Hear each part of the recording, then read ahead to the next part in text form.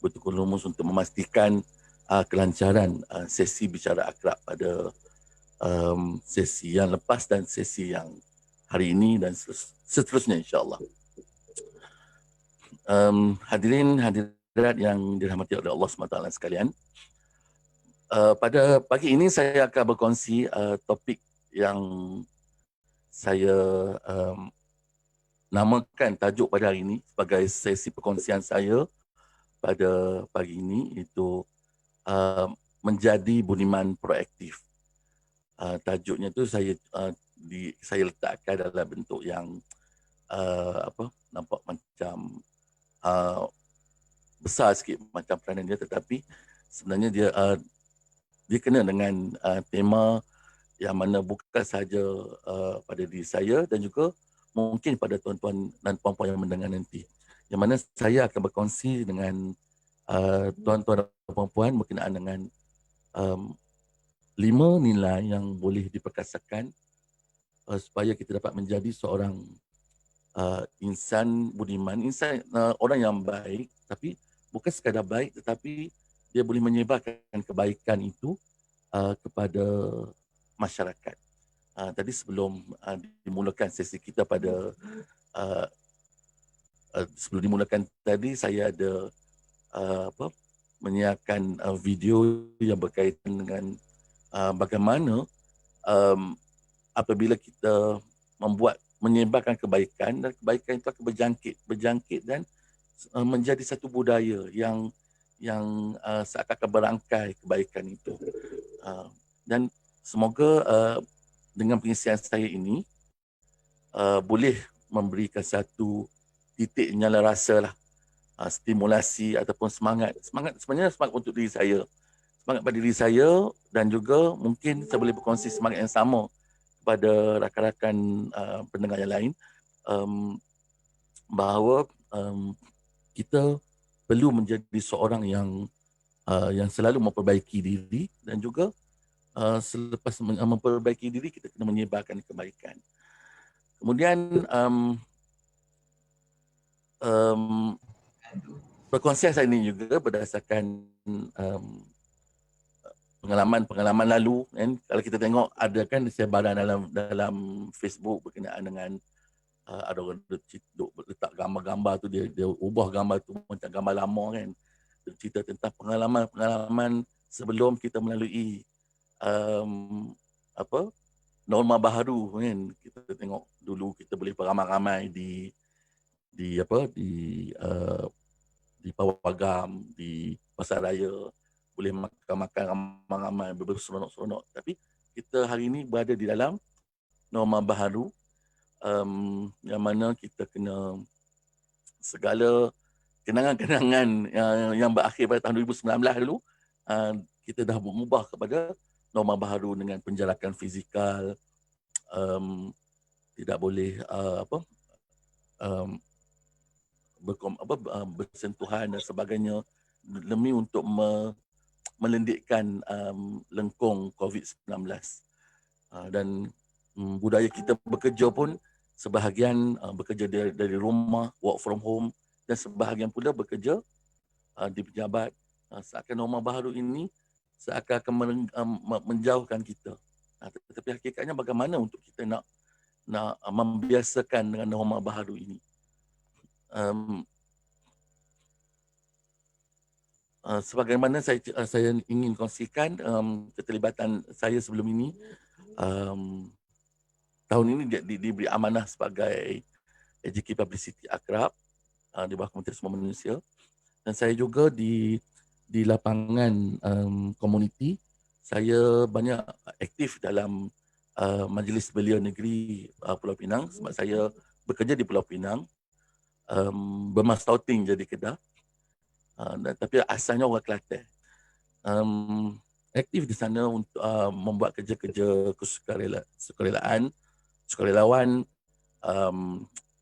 kerja-kerja belia dan sebagainya, memberi saya sedikit pengalaman untuk dikongsikan, insyaAllah. Dan ini adalah mungkin saya nak kongsikan semua, kita teruskan pada sesi kita. Gambar-gambar sebelum ini, kan. yang mana kita sebelum kita berada dalam norma baru, kita boleh aktif dalam apa saja program, apa saja misi kalau dalam akrab. Saya ingat kali terakhir dalam misi program dengan akrab ni, turun buat CSR di Sungkai, kan? Di Sungkai memberi bantuan sak kepit beras dan juga bantuan makanan kepada uh, apa uh, masyarakat yang memerlukan, kan? Dan berbagai keterlibatan sebelum ini pun dalam kerja-kerja kesukarelaan, melatih, bukan saja melatih saya, dan melatih rakan-rakan yang aktif dalam sama dalam akrab, dalam kerja-kerja sosial, dalam NGO belia dan sebagainya, menyebabkan kita rasa apabila kita berada dalam norma baharu ni, kita macam perlu berfikir bagaimana untuk kita nak melakukan kebaikan-kebaikan ini. Dan ini gambar yang ni adalah gambar terakhir seminggu sebelum masuk PKP kedua. Sempatlah turun ke lapangan untuk memberi bantuan kepada masyarakat yang memerlukan di satu kawasan. Tuan-tuan, puan-puan yang budiman, kenapa saya memilih matlamat tajuk ini sebenarnya? Sebenarnya saya ingin berkongsi topik menjadi budiman yang proaktif ini kerana saya termotivasi dengan satu kata hadis Nabi SAW, khairun nas anfa'ahum linnas. Itu sebaik-baik manusia adalah paling bermanfaat bagi manusia yang lain. Itu yang pertama. Dan yang kedua, saya ingat satu kata-kata seorang ulama di Mesir yang bernama Imam Hassan Al-Banna. Dia pernah menyebut dalam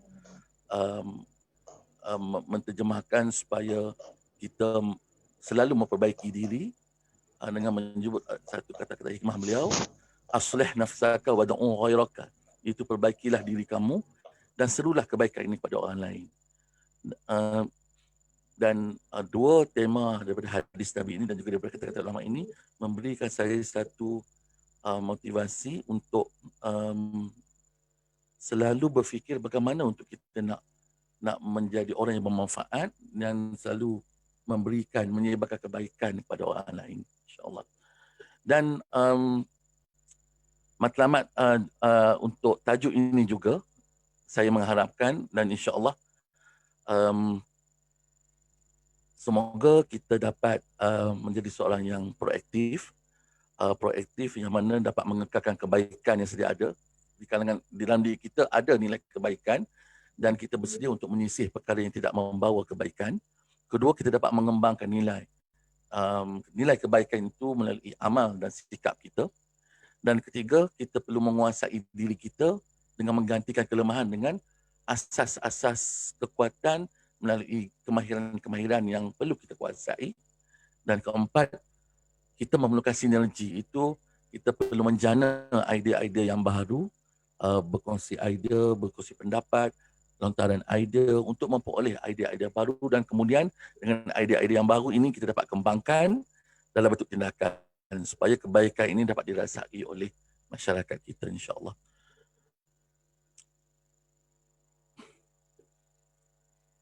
Jadi kerana itulah saya mengambil topik budiman yang proaktif ini kerana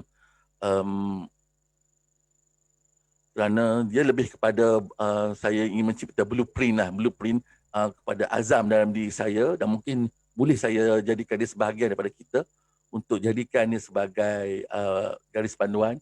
Apabila saya berazam, apabila tamat sahaja perang kita melawan COVID ini, kita keluar saja daripada norma baru ini, apabila diberi peluang kedua nanti untuk kita kembali kepada norma asal, saya meletakkan azam untuk menjadikan seorang individu yang berjiwa budiman proaktif yang menyebarkan budi kebaikan ini kepada orang lain, insya-Allah.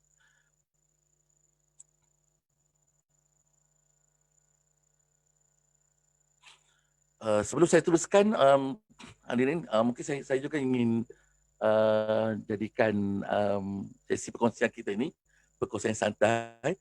Kadang-kadang saya risau juga takut topik saya ni berat, jangan takut dia jadi berat, tapi kita cuba untuk ringankan supaya kita boleh santai. Dan kalau di kalangan tuan-puan yang ingin bertanya, boleh saja bertanya di ruangan chatting di dalam Zoom ini supaya saya boleh apa yang mampu saya jawab, insya-Allah saya jawab. Dan kalau kalau saya tak mampu jawab sekarang, mungkin saya uh, boleh kumpulkan dahulu dan mungkin saya boleh sampaikan dalam medium-medium yang lain, insya-Allah.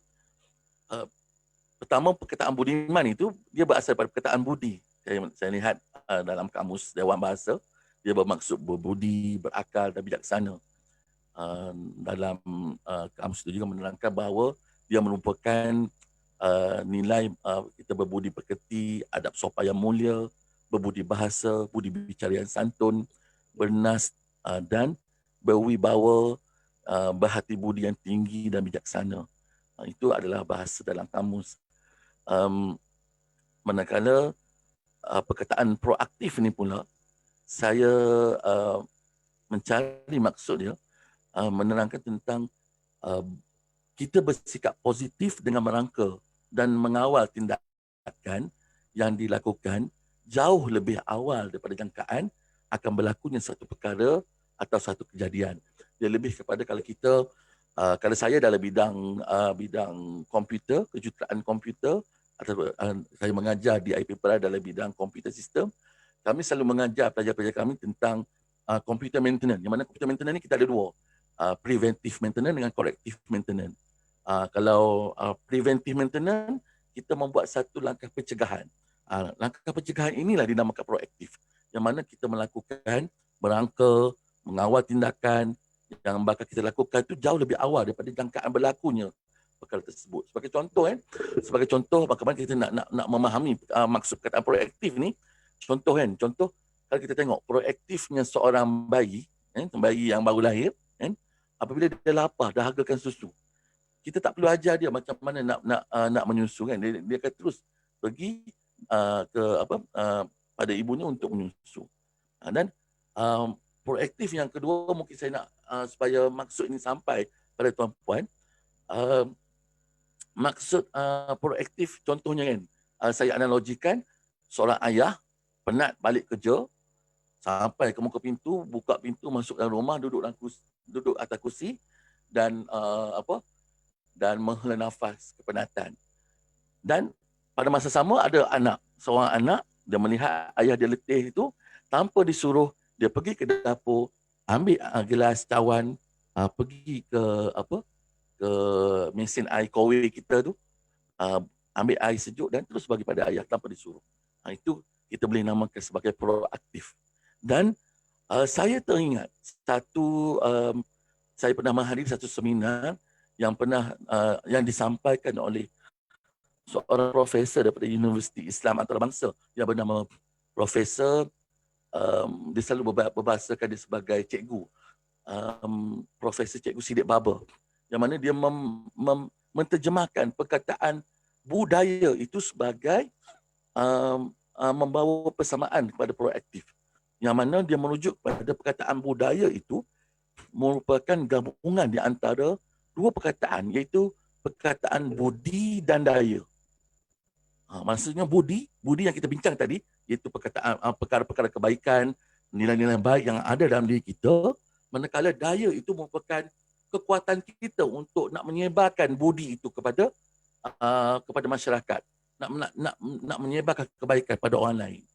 Sebab itu kata profesor itu, dia kata sepatutnya perkataan budaya ini tidak boleh diletakkan dalam konotasi perkataan yang negatif. Contoh, kita nak letak perkataan budaya kuning, budaya negatif, budaya songsang, dia tak boleh. Mungkin budaya itu boleh digantikan dengan perkataan gejala. Gejala songsang, gejala kuning, gejala negatif. Manakala perkataan budaya itu perlu diletakkan dalam perkataan budaya yang baik, budaya positif dan sebagainya. Dan perkataan budaya itu juga boleh kita samakan dengan proaktif, iaitu kita mempunyai kekuatan, mempunyai daya untuk melakukan budi yang baik itu sendiri. Ya.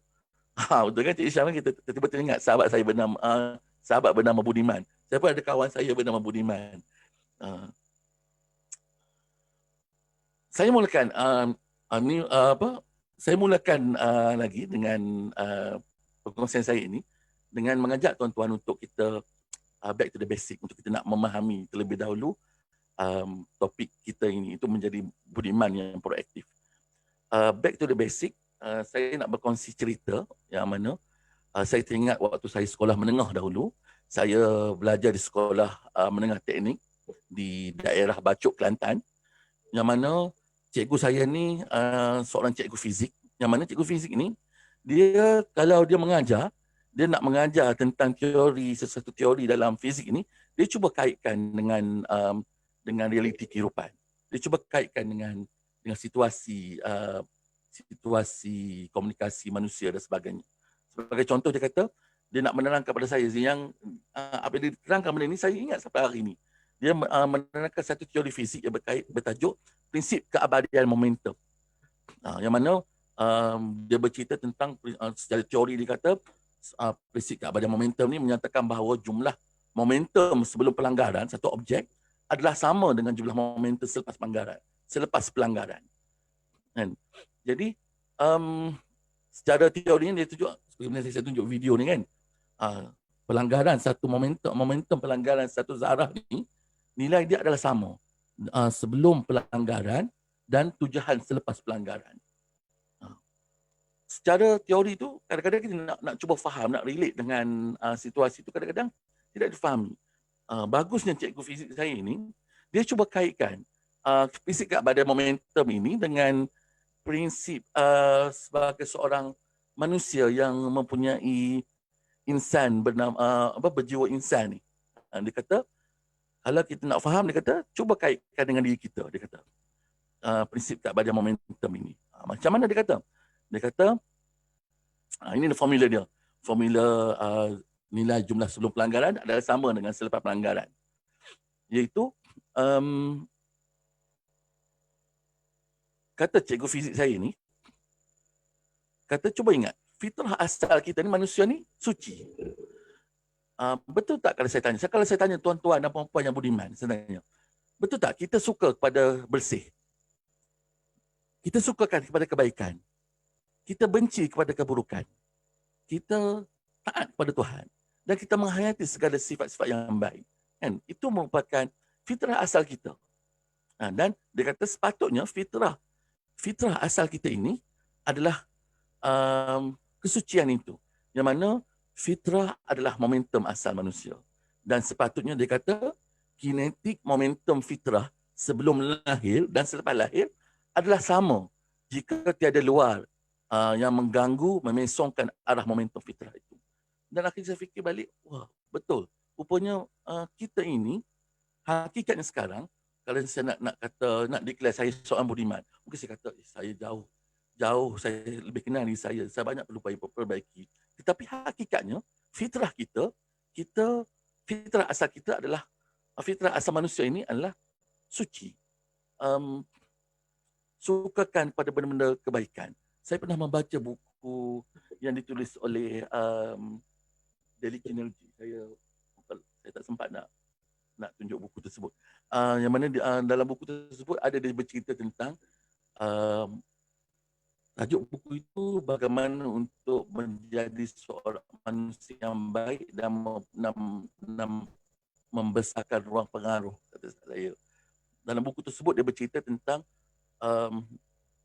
jiwa seorang kalau tidak saya, dia ni seorang perompak, tetapi dia pernah ditangkap dan dalam soal siasat pernah ditanya tentang kamu ni ada sifat baik ke tidak. Dia kata, tapi jawapan dia sangat-sangat mengesankan. Dia kata di sebalik bajuku ini terdapat jiwa yang lesu tetapi berhati mulia yang tidak akan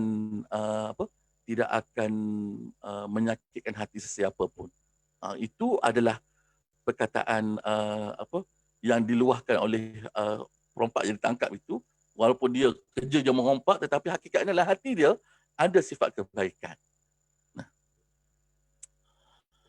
Maka menjadi budiman proaktif ini adalah kita bukan sekadar menjadi baik, tetapi kita juga menjadi seorang yang proaktif untuk menyebarkan kebaikan. Saya tinggalkan tuan-puan sebenarnya sekejap, satu video. Video ni pun semalaman saya cuba edit, saya nak cuba tuan-puan yang budiman cuba menghayati video ini supaya kita dapat rasa kesan bagaimana kita menyebarkan kebaikan. Boleh ya? Sedia ya? Kalau boleh nanti kalau video tak dengar, boleh maklumkan pada saya. Boleh ya?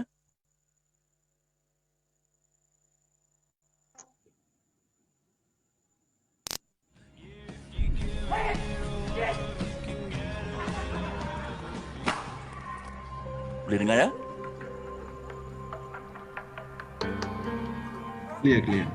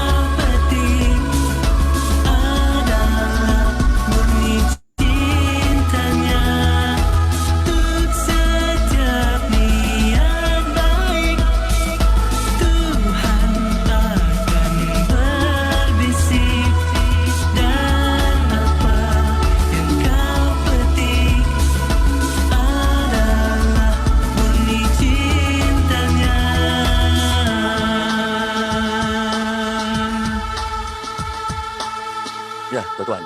Apa tuan-tuan rasa lagu ni?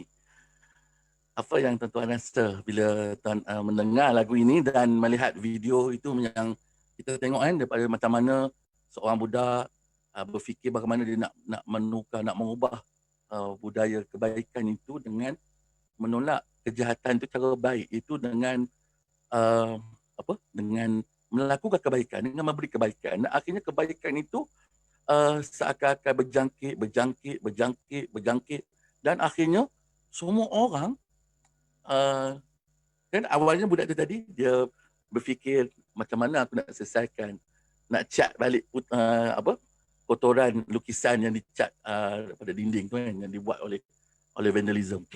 Akhirnya dia mulakan dengan diri dia dulu, iaitu dia mulakan dengan diri dia, kemudian berjangkit dan akhirnya tak perlu nak war-warkan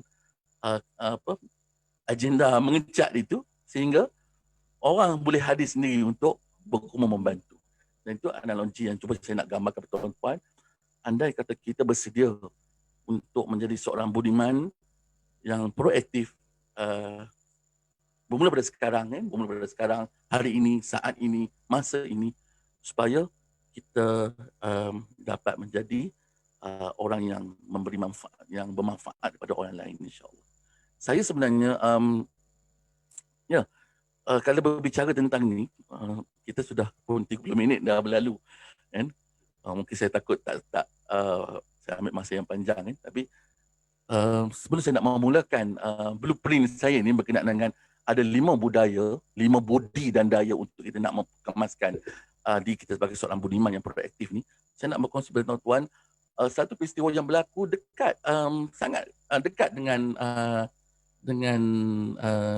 tempoh sehingga hari ini. Baru berlaku pada minggu lepas. Patutnya saya kena berkongsi siri bicara akrab ini pada minggu lepas. Tapi saya bertemu dengan tarikh peperiksaan akhir saya di universiti UTM, dan semalam baru habis exam tersebut, dan saya dah declare saya dah bergraduate lah sebagai pelajar dari universiti tu UTM.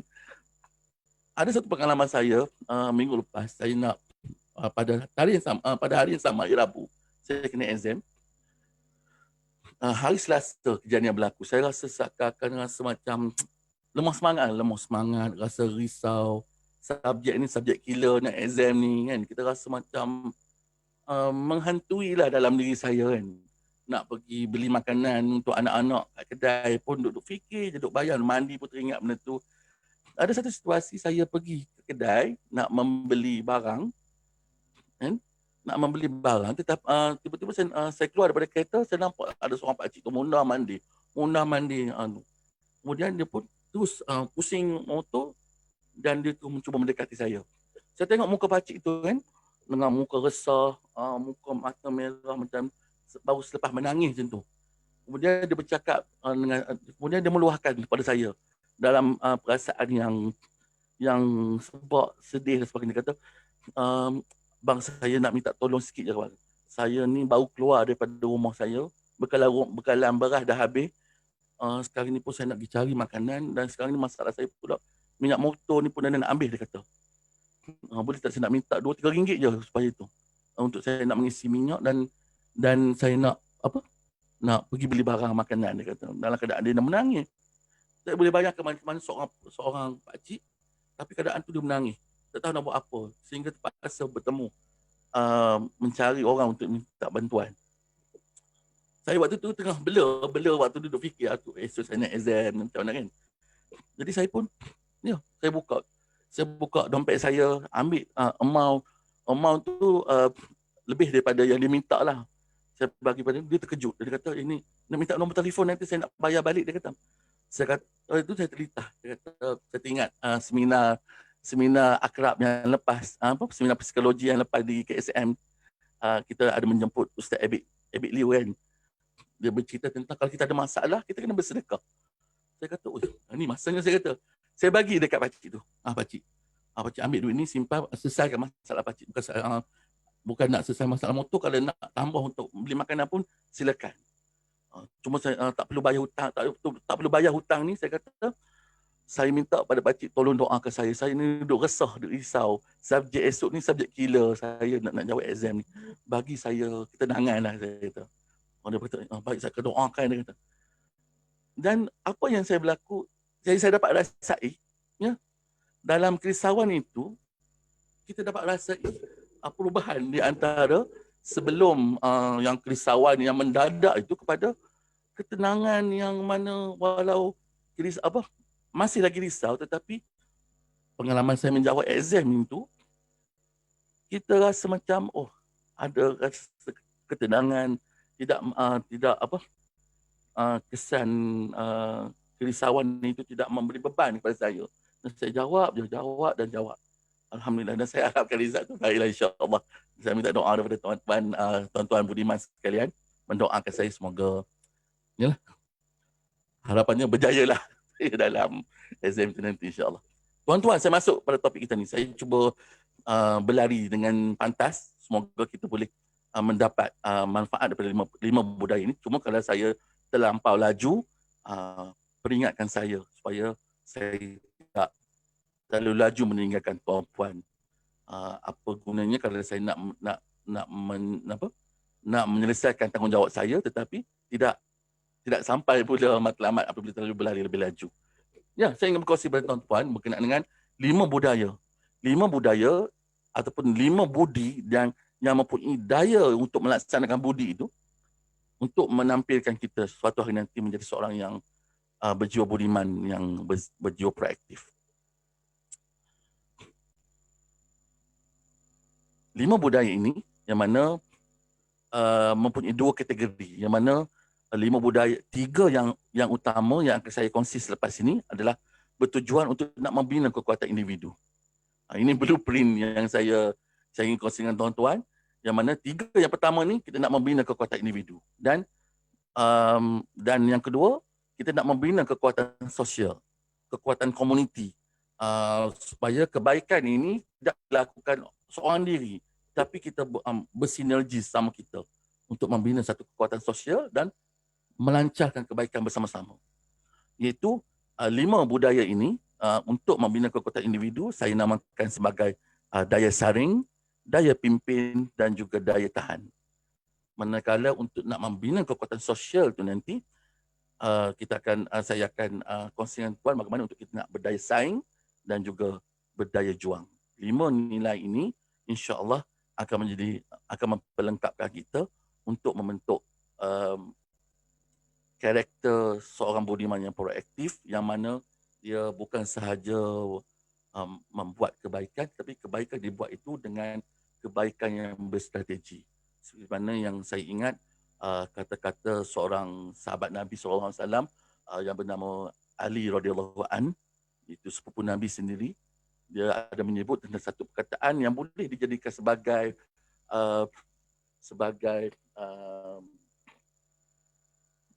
kata-kata hikmah untuk bidang manajemen juga lah kot ya. Katanya al-haqqu bila nizam yaghlibul bil batili nizam. Kebaikan yang tidak bersistematik akan ditindas oleh kejahatan yang bersistematik. Jadi kita nak jadi seorang budiman proaktif ni kena bersistematik. Perlu ada persiapan, perlu ada sinergi, perlu ada kekuatan penguasaan kendiri dan sebagainya. Saya teruskan. Yang mana 5 daya yang ingin saya kongsikan ini, nanti tu akan lihat bahawa daya saring yang saya nak jelaskan kepada tuan-tuan ialah berkait dengan bagaimana kita membuat penetapan misi, membina persiapan mindset kita dan sebagainya. Untuk daya pimpin, bagaimana kita nak membina karakter kita. Kita menzahirkan karakter budiman itu dalam bentuk amal, sikap yang baik. Dan ketiga, daya tahan. Bagaimana kita menggunakan kita mampu menguasai diri kita dengan menguasai ilmu dan kemahiran tertentu yang dapat kita mempercepatkan proses nak jadi seorang yang menyebarkan kebaikan. Manakala daya saing ini, bagaimana kita boleh boleh bekerjasama secara strategik, yang mana seorang individu yang punya pembinaan karakter, daya pimpin, mempunyai daya saring, mempunyai daya tahan. Maknanya kalau macam saya seorang, saya dan juga tuan-tuan, puan-puan yang lain mempunyai nilai yang sama. Ada daya pimpin tersendiri, daya saing tersendiri, daya tahan yang dikuasai, dan akhirnya kita dapat bekerjasama secara strategik dalam daya saing. Dan akhirnya bila dah kita lengkap 4 perkara ini, tiba masanya untuk kita membuat satu misi, itu melakukan sesuatu, dan sesuatu itu kita akan perjuangkan bersama, itu merealisasikan langkah bersepadu, itu daya juang. Saya mulakan dengan daya yang pertama, itu daya saring. Ya, daya saring. Iaitu dalam daya saring ini ada 3 komponen utama. Pertama, kita perlu ada persiapan untuk mengubah mindset kita, paradigma kita menjadi seorang yang berfikir positif. Saya saya cuba meneladani, saya review balik video yang Puan Amira sebelum ni bercerita tentang be positif, kan? Saya mengambil input di situ bahawa ya, kita perlu menjadi seorang yang be positif, positive thinking. Yang mana nanti saya akan terangkan bagaimana detailnya. Kedua, kita perlu mempunyai mission statement yang jelas, penegasan misi, matlamat, rancangan yang jelas. Bagaimana untuk kita nak mengenal kekuatan kita, kelemahan kita dan sebagainya. Dan komponen ketiga ialah kita melakukan right action, itu melakukan tindakan-tindakan yang betul. Daya saring ini, tuan-tuan dan puan yang budiman, dia adalah merupakan kekuatan dan keupayaan kita untuk kita nak membaiki paradigma kita, untuk membezakan antara yang benar dan yang salah, sehingga dapat melahirkan pemikiran yang positif, itu positive thinking. Dan kita juga membolehkan penetapan misi supaya kita boleh merancang, menggariskan apa matlamat jangka masa pendek, jangka masa panjang, ataupun target yang perlu kita capai dan sebagainya. Dan ketiga, kita mengambil tindakan yang betul dan benar, ataupun right action. Cuba kita lihat positive thinking, bagaimana kita boleh membezakan, boleh menyaring, kan? Menyaring antara yang positif dengan negatif. Kita melatih mindset kita, membezakan, supaya kita dapat melakukan yang kebaikan, yang positif, dan kita dapat menghindar perkara yang negatif. Saya ingat pesan guru saya, dia mengaitkan dalam maksud dalam surah Al-Quran, dalam surah Asy-Syams disebut fa'alhamaha fujuraha wa taqwaha qad aflaha man zakkaha wa qad khaba man dassaha. Dia kata dalam maksud dalam ayat tersebut, kata dalam diri manusia itu terdapat dua jalan kebaikan dan jalan keburukan. Beruntung siapa yang memilih jalan kebaikan, dan merugi bagi siapa yang memilih jalan keburukan. Maka latih diri kita untuk menjadi seorang positif, berfikir secara positif dengan menyaring yang mana nilai-nilai positif yang perlu kita perkasakan, dan kita boleh menyaring nilai-nilai yang negatif yang boleh kita buang. Dan maka kita buat 5S. 5S saya mengajar di IB Plus, selalu saya sebut pada student saya. Okey, kita 5S, dan mungkin kita boleh fahami. S yang pertama tu saya lupa, seri itu menyisihkan, kan? Kita sisih yang mana yang nak buang kita buat, sisihkan, yang mana kita nak kekalkan kita kekalkan. Right. Kedua, daya saring kita menegaskan dari segi mission statement, penegasan matlamat. Nah, mungkin kita boleh lihat dari segi melakukan SWOT analysis. Kalau kita tengok ada satu istilah disebut begin with the end in mind, yang mana kita perancangan matlamat, kan? Dan kita akan memahami perancangan matlamat, penegasan kepada matlamat yang kita tetapkan, kita akan lalui proses cabaran di hadapan itu dengan lebih baik, kan? Kalau kita lihat, saya rasa SWOT analisis ini adalah strategi yang sudah pun biasa tuan-tuan dan puan-puan pun pernah buat SWOT analisis dalam diri, yang mana kita mencari kekuatan, mengenal pasti kekuatan kita, mengenal pasti kelemahan kita, dan kita cuba fikirkan apa peluang yang boleh kita ambil, dan kita kena pasti apa ancaman di hadapan, dan kita ubah ancaman itu kepada cabaran yang kita akan tempuhi. Tempuhi itu dengan bagaimana? Dengan kita mempunyai kekuatan, kita kenal pasti kekuatan, kita kenal pasti kelemahan, dan kita tahu peluang apa yang boleh kita ambil untuk nak mengatasi ancaman tersebut. Saya teringat kalau saya baca buku manajemen juga kan, nama buku tu Sun Tzu, Arts of Wars, yang mana seorang penulis ini menulis tentang strategi perang Sun Tzu, seorang pahlawan Cina, yang mana dia membuat modul tentang strategi perang. Salah satu yang sangat menarik dia sebut, dia kata quote yang menarik yang diungkapkan oleh Sun Tzu, dia kata, kenalilah dirimu, kenalilah kelemahan dalam dirimu, kenalilah kekuatan musuh, dan kenalilah kelemahan musuh, dan semestinya kamu akan menang dalam apa saja pertempuran. Ya. Terus kita buat mission statement, SWOT analysis, kenal pasti kekuatan dan kelemahan diri kita, dan lakukan perubahan insyaAllah. Dan kemudian kita melakukan right action. Right action ni adalah nilai positif tadi, nilai proaktif tu tadi, yang mana lawan kepada proaktif adalah reaktif. Betul kan? Yang mana proaktif ni kita melakukan tindakan yang benar dan betul, selaras dengan mindset, fikiran yang positif, dan penetapan misi yang sudah kita buat, dan tindakan yang betul dan benar membuahkan kejayaan yang abadi. Dan kita buat proaktif ni, kita preventif, melakukan pencegahan terlebih awal. Kita nak kena pasti ayah kita balik rumah, dia letih, kita proaktif membantu. Kita tidak mahu kita bersikap reaktif. Reaktif ni bagaimana? Mungkin kita sebagai ayah pagi-pagi nak pergi kerja, kan?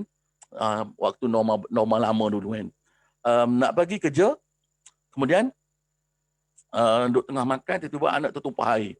Kita mengambil sikap, kita tak ada sikap persediaan proaktif, kita mengambil sikap reaktif. Kita kita meragam, kita marah pada anak kita. Start kita marah pada anak kita yang tumpah air itu, dia akan meleret. Meleret bagaimana? Meleret anak menangis, nak pujuk anak pula. Kemudian duk galik-galik, duk tengok pujuk, tengok bah anak nak pergi sekolah tertinggal pula. Bah dah tinggal, mana ayah kena pergi hantar pula. Kemudian duk marah bini, duk marah ke isteri pula. Dan isteri pun merajuk dan sebagainya. Kemudian duk galik-galik, duk marah anak, cepatlah naik kereta, ayah lewat, ada mesyuarat pagi ni. Kemudian pergi hantar anak, laju pula memecut, tiba-tiba kena saman dengan polis pula. Kemudian tu kali lagi hantar anak pun tinggal tak bersalam dengan kita, pergi ke sekolah. Dan kita terus perjalanan sampai ke pejabat, tiba-tiba nak masuk pejabat, tiba-tiba tertinggal dokumen dan juga laptop untuk bermesyuarat hari ni. Cuba bayangkan, kalau kita bersikap reaktif, kita akan memilih jalan yang salah. Dia akan meleret-leret. Tapi kalau kita ikut bersifat proaktif, contohnya bila anak tertumpah air tu nanti, mungkin kita boleh kata, okey tak apalah, pergi lap, pergi cepat-cepat, kita nak siap. Kita proaktif, kita dah bersedia, dah jaga emosi kita, jaga emosi anak, jaga emosi isteri kita, dan insya-Allah benda tu akan menjadi dengan betul, dengan positif, dengan tenang dan sebagainya. Betul kan tuan-tuan? Tuan-tuan puan-puan yang beriman, ada satu video ni. Saya sangat suka tengok video ni. My whole house is great. I can do anything good. I like my school. I like anything. I like my dad. I like my cousins. I like my aunts. I like my Allisons. I like my moms. I like my sisters. I like my dad. I like my hair. I like my hair. I like my haircuts. I like my pajamas. I like my stuff. I like my rooms. I like my whole house. My whole house is great. I can do anything good. Yeah. Tengok bagaimana anak kecil ni membuat daya saring dalam diri dia. Kan? Dia cuba bercakap positif pada diri dia. Menghadap cermin, kata saya sayang mak, saya sayang ayah, saya sayang kawan saya sayang sekolah saya seorang yang akan berjaya dan sebagainya kan. Nampak? Akhirnya strategi ni, cara ini pernah dibuat oleh saya. Saya pun pernah buat sebelum ini. Buat cara ni, akhirnya dia memberi kesan pada saya untuk rasa bersinergi, rasa bersemangat untuk nak melakukan sesuatu benda. Okey. Tuan-tuan, puan-puan, kita masih bersama ya. Biasalah dalam sesi slide kita, dalam sesi pertemuan secara atas talian ni, kadang-kadang takut saya terlampau laju ke. Kalau terlampau laju, tuan-tuan boleh maklumkan dalam WhatsApp, dalam chatting ni. Bukan WhatsApp, dalam chatting Zoom ni. Okey, masih lagi tuan. Okey, kata Encik Syam. Kata Encik Majin, boleh tak slide ni. Okay, InsyaAllah kita akan cuba, saya akan cuba untuk compile balik dalam bentuk slide, dalam bentuk PDF untuk dikongsikan pada tuan-tuan. Ini adalah blueprint kita, blueprint untuk kita menjadi seorang budiman yang proaktif insyaAllah. Saya takut masa, mungkin Encik Fatah nanti boleh bagi masa kecederaan kalau saya terlebih insyaAllah. Saya teruskan pada daya yang kedua. Selepas kita membuat daya saring, membina mindset, mission statement, menentukan tindakan-tindakan yang positif, kita kena masuk kepada daya yang kedua yang perlu kita kuasai, itu daya pimpin. Daya pimpin macam mana saudara? Daya pimpin ni saya ambil daripada akronim akrab kita, kan?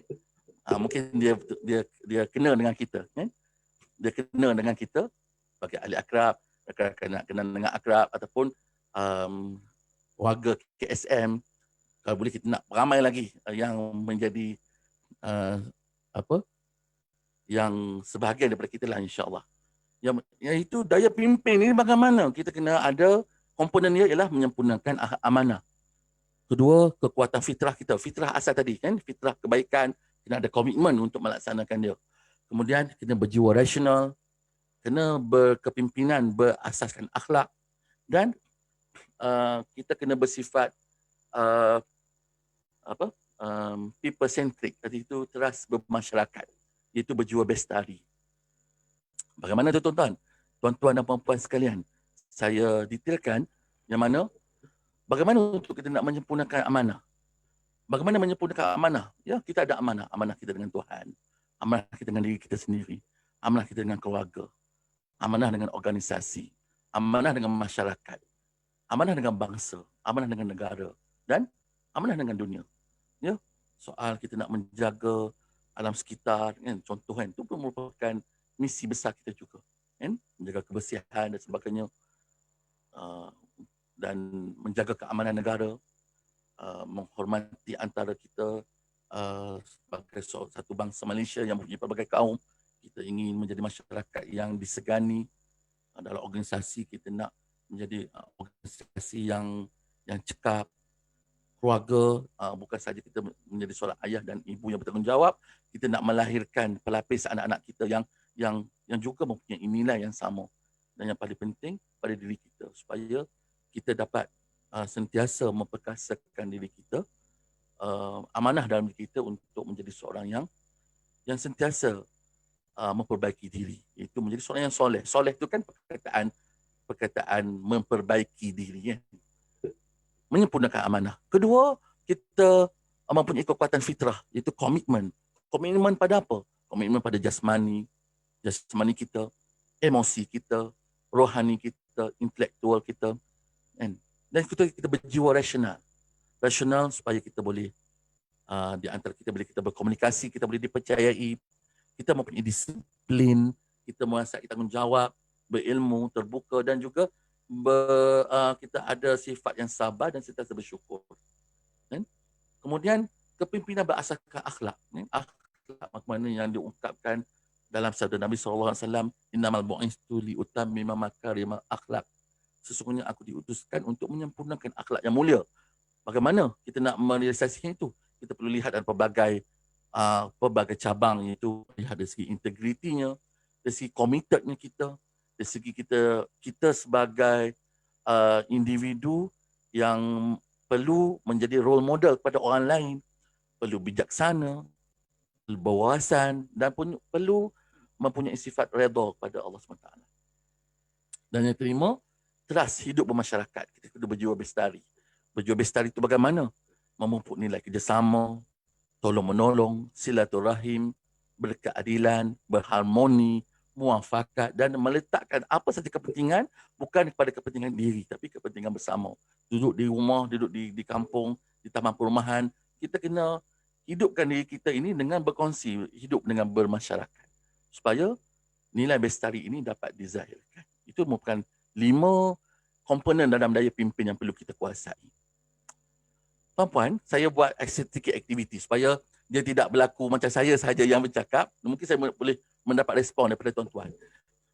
Saya di depan kaca skrin tuan-tuan ada paparan 5 anak tangga dan di bawah tu ada domain perkataan iaitu diikuti, dipercayai, pemimpin dihormati, kader dan dicintai. Kita nak susun hierarki daripada bawah kepada naik ke atas, kan? Ke bawah naik ke atas. Boleh tak tuan-tuan tulis di WhatsApp, asyik WhatsApp saya tulis, tulis di chatting Zoom kita ni.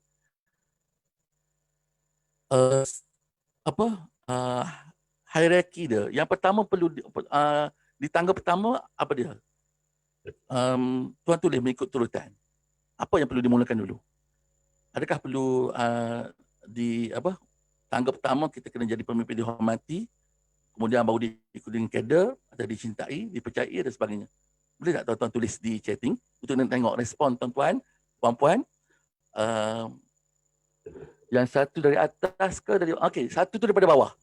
Sebab kita akan tengok pada kemuncak. Kemuncak tu di kemuncak yang tertinggi kan. Tapi langkah pertama bermula daripada bawah. Cuba susun. Yang mana perlu dimulakan dulu? Ikut step 1, 2, 3, 4, 5 kan. Tulis terus. Tulis terus je, susun je. Macam mana? Kita bagi masa kan. Bagi masa pada tuan-tuan untuk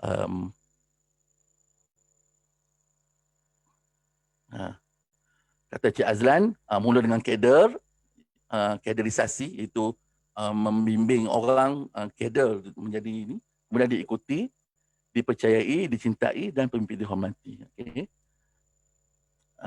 Kader, okay. Kader tu maksudnya istilah kaderisasi. Kaderisasi ni kita nak membina legasi, kita nak membentuk pelapis kita.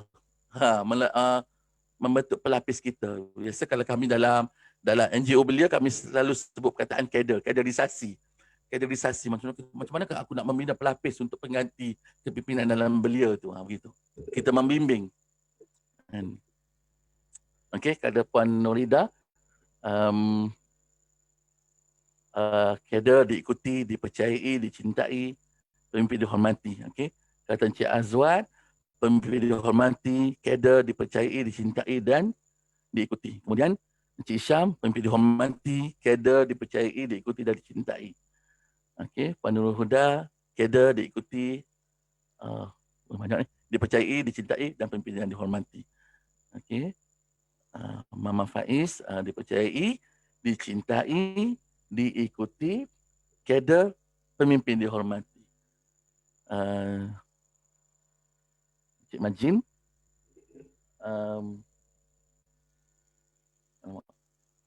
terlalu banyak ni saya. Tak apa, kita random je ya. Daripada akrab KSM sendiri, dipercayai, kader, dicintai, diikuti dan menjadi pemimpin yang dihormati. Okey. Alhamdulillah. Responnya sangat baik. Mari kita lihat mari kita lihat bagaimana kita nak melihat dari segi karakter ini kan. Susunan dia. Saya kira bagi skema terus kan. Skema terus, dan ada di kalangan kita tu ada yang betul. Ada yang betul dan ada yang majoritinya meletakkan pemimpin dihormati sebagai kemuncak ramai. Dan dalam skema saya merujuk kepada kita melihat nilai kepimpinan yang dilakukan oleh diteladani oleh Nabi SAW, iaitu Nabi meletakkan memulakan dengan dicintai, dipercayai, membina kaderisasi, diikuti kemudian menjadi pemimpin yang dihormati. Ada tak yang sama? Siapa yang sama dalam ni, hierarki ni? Ya, Puan Halijah Omar kan? Alhamdulillah. Ada kan yang sama kan? Dia perlu dicintai, perlu dipercayai, kader diikuti dan pemimpin yang dihormati. Bagaimana mungkin saya boleh berkongsi sedikit, kita lihat macam mana tangga kepimpinan Rasulullah ni, bagaimana dia dicintai, iaitu dia membina hubungan. Hubungan itu bagaimana? Hubungan kalau kita lihat pandangan Nabi SAW kepada orang yang lemah, terhadap orang yang yatim piatu, orang yang sengsara, yang miskin, adalah pandangan seorang bapa yang penuh kasih, lemah lembut dan juga mesra. Dan kita lihat sifat Ar-Rahman dan Ar-Rahim yang dititipkan dalam perjuangan Nabi SAW, akhirnya berhasil menapak tangga yang pertama itu dicintai oleh orang sekeliling. Dan kita tengok macam mana Nabi memandang kepada orang yang lemah, pada anak yatim. Saya ingat lagi ada hadis Nabi SAW menyebut, ini mimma akhafu alaikum, ana wa kal fil yatim, ana wa kal fil yatim fi jannati hakaza. Sebenarnya kalau tengok awal-awal tadi kan, lagu nasyid tadi yang dinyanyikan oleh Muaz Zulkifli tu, kawan saya, dia selalu membuat lagu-lagu nasyid berasaskan tema hadis Nabi SAW dan sebagainya. Dan kadang-kadang kalau saya nak ingat hadis Nabi tu, saya hafal lagu dia. Dia sebut, dia kata, mungkin saya boleh bernasyid kot sekejap supaya saya boleh ingat ayat tu. Dia kata, ana wa kal fil yatim fi jannatiha kaza. Dia sebut, dia kata, aku dan penjaga anak yatim piatu di syurga nanti, jarak di antara aku adalah sejarak 2 jari. Tengok bagaimana Nabi melihat pandangan dia kepada orang yang lemah dan juga pandangan pada orang yang proaktif membantu orang yang lemah. Nabi menyebut bahawa kalau diterjemahkan hadis ini, ada satu seorang pakar hadis bernama Ibnu Hajar, kata saya, dia sebut istilah perkataan anak yatim itu juga, penjaga anak yatim itu juga boleh digeneralkan, dikembangkan lagi dengan mereka yang memperjuangkan nilai-nilai kemanusiaan di muka bumi. Dia kata, suatu masa nanti di syurga nanti, jarak di antara aku, iaitu Nabi SAW, dengan orang yang bekerja proaktif membantu orang yang susah ini, sejarak 2 jari di syurga nanti. Kita meletakkan cita-cita ini. Dan kita lihat bagaimana Nabi SAW, hak setiap orang ditunaikan, penampilan sehari-hari itu bagaimana. Kalau berbicara, selalu memberi motivasi, dan kadang-kadang dari segi sikap yang selalu adil dan bijaksana. Dan tuan-tuan masih ingat peristiwa macam mana Nabi SAW dapat menyatukan pentelagahan di antara kaum kabilah di Makkah, yang mana untuk menyelesaikan peletakan Hajarul Aswad. Bagaimana Nabi menyelesaikan masalah itu, menjadi seorang yang negotiate. Dia boleh mengajak ketua-ketua kabilah itu memegang penjuru kain dan angkat sama-sama batu Hajarul Aswad itu. Maknanya dia melakukan sikap yang adil. Okay, saya teruskannya, takut saya terlebih. Ini dah 1 jam ya. Kemudian dipercayai, iaitu nilai integriti, bagaimana dari segi komitmen Nabi SAW terhadap kejujuran, sehingga dipercayai oleh masyarakat, sehingga terbina kelompok yang menyokongnya, yang memanggilnya Al-Amin. Dan bagaimana Nabi dari segi keberanian dan pengorbanan, dan bagaimana dia tidak berputus asa dan tidak dikaburi dengan pangkat, harta dan kedudukan. Kemudian tingkat yang seterusnya, menjadi membina kader, itu menjadi pembimbing. Masih ingat tak hadis Nabi SAW yang mana Nabi ada menyebut bahawa apabila saya sebut secara segi maksudnya, apabila meninggalnya anak Adam daripada muka bumi ini, telah terputusnya segala komunikasi di muka bumi ini, dan segala kekayaan dan sebagainya telah terputus, kecuali ada 3 benda, iaitu Pertama, anak yang soleh. Kedua, amal jariah. Dan ketiga, ilmu yang berguna. Kita cuba bayangkan 3 perkara ini, bagaimana Nabi menyuruh umat dia memerhatikan 3 perkara ini, iaitu um, mewarisi, mempunyai anak yang soleh, iaitu sumber daya manusia yang berkualiti. Kita tinggalkan kualiti pewaris kita, anak kita yang boleh mewarisi secara menjadi insan yang berkualiti. Kedua, amal jariah, iaitu dari segi sarana dan prasarana. Contohnya kita memberi dana wakaf dan sebagainya, bangunan, memberikan harta kita dan sebagainya untuk diwakafkan dan dimanfaatkan oleh mereka yang masih ada di muka bumi. Dan selagi mana prasarana dan harta yang kita wakafkan itu dimanfaatkan, masih kita mendapat manfaat selepas kita meninggalkan dunia. Itu amal jariah. Dan ketiga, ilmu yang berguna. Bagaimana ilmu yang kita kuasai, kita kongsi pada orang lain, dan orang lain itu melakukan, mengamalkan ilmu kita. Dan benda itu menjadi antara aset yang masih boleh berhubung dengan kita selepas kita meninggal. Dan kita lihat bagaimana Nabi SAW ni mampu memberi motivasi pada orang lain, mampu mengembangkan potensi keteguhan mental pada orang lain, memiliki kejernihan hati, memberi nasihat dan petunjuk, dan qudwah yang dicontohi, akhlakul karimah. Kemudian diikuti. Diikuti itu bagaimana? Diikuti itu dari segi sikap menolong Nabi SAW, yang mana Nabi apabila berdiskusi, bermesyuarat dengan para sahabat, dia tidak dominan dalam menyatakan tindakan, tetapi membuka peluang untuk para sahabat bertanya, takut ada idea-idea yang lebih bernas untuk dilaksanakan. Kemudian ungkapan-ungkapan Nabi berfakta, dan Nabi juga itu merupakan seorang pendorong semangat ketika getir. Ketika masyarakat berada dalam kesusahan, Nabi akan memberi kadang-kadang memberi semangat. Ada satu peristiwa dalam pembinaan parit di kota Madinah, kan, semua umat menggali parit, dan Nabi memberi kata-kata motivasi, bukan saja kata motivasi, tetapi terus sama menggali parit tersebut bagi menghadapi ancaman musuh yang nak menyerang kota Madinah ketika itu.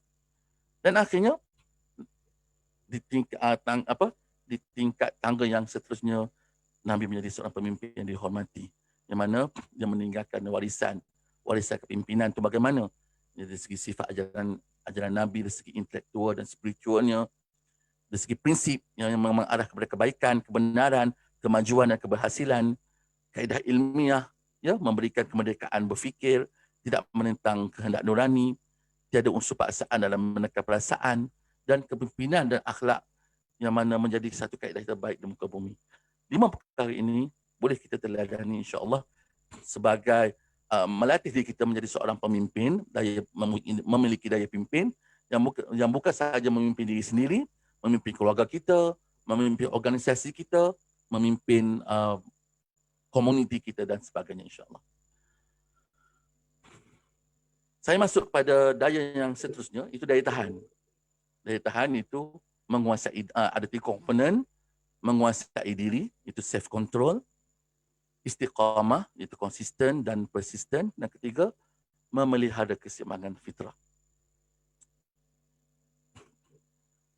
Tuan-tuan, saya nak tunjuk pada tuan-tuan ada satu gambar, yang mana gambar ini adalah gambar sungai Cheongyicheong di Seoul, Korea, yang mana sungai ini dahulunya tercemar. Di gambar-gambar lama, yang mana gambar-gambar ini menggambarkan keadaan sungai ketika itu, tercemar dan sebagainya. Dan hari ini sungai tersebut telah diubah, telah ditransformasi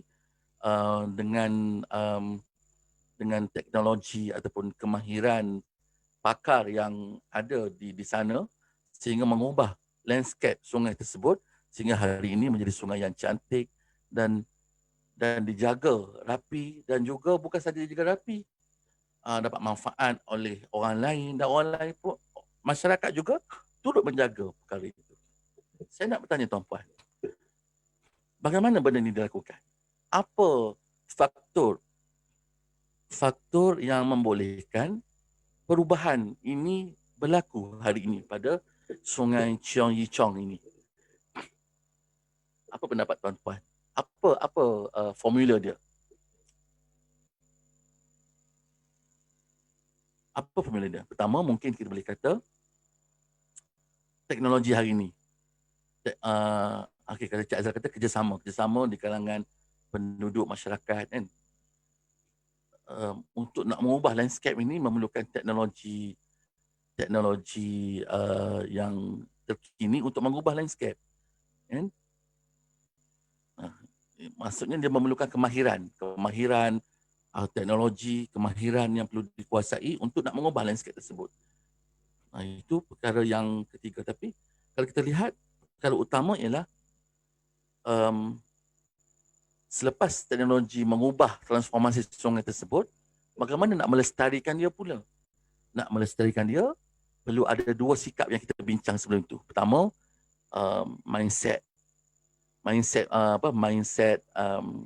masyarakat dia perlu diubah, iaitu jangan lagi mengotori sungai ini kan. Kena ada daya saring untuk cintai sungai, jangan kotori sungai kan.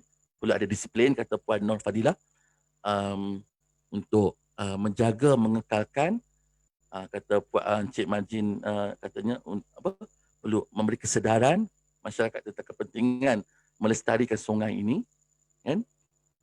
Dan kata Cik Azlan, kena ada kerjasama yang padu dengan masyarakat untuk melestarikan sungai ini. Mana kena ada daya saring. Kemudian kena ada daya pimpin. Daya pimpin itu bagaimana? Iaitu sikap kita, nak melahirkan sikap. Amal-amal yang baik dalam hal nak menjaga kelestarian sungai ini. Jangan ada sikap di tangan ada sampah, kita campak sungai itu ke dalam, sampah ke dalam sungai. Kita jangan kata, aku seorang je yang campak ni. Tetapi kalau kita rasa begitu, kita kena ingat bahawa ada lagi beberapa lagi golongan yang masih berfikir yang sama seperti kita. Jadi kesedaran itu perlu diubah. Kesedaran itu perlu dipupuk untuk mengubah mindset tersebut. Dan akhirnya, pertama, daya saring masyarakat untuk menjaga melestari sungai. Daya pimpin, iaitu sikap untuk memastikan sungai itu terjaga. Dan ketiga, daya tahan, iaitu kualiti dari segi kemahiran engineer dia nak memastikan landscape sungai itu, bagaimana nak memastikan sungai itu kekal dalam keadaan bersih. Perlu ada pengurusan untuk menguruskan sungai itu supaya dia kekal konsisten begitu. Ya. Jadi kita kembali kepada topik yang ketiga itu daya tahan, iaitu kita kena menguasai diri. Menguasai diri bagaimana? Self control ni. Itu kita menguasai dari segi menguasai kemahiran. Kalau kita tengok sungai sungai tadi kan, Cheong Yi Chong itu maksudnya yang mana mereka memerlukan teknologi yang mempercepatkan proses transformasi sungai. Maka dalam diri kita untuk menjadi seorang yang budiman proaktif ni, kita perlu menguasai diri kita dengan menguasai kemahiran tertentu yang mempercepatkan proses kita untuk menjadi seorang yang proaktif, seorang budiman yang proaktif.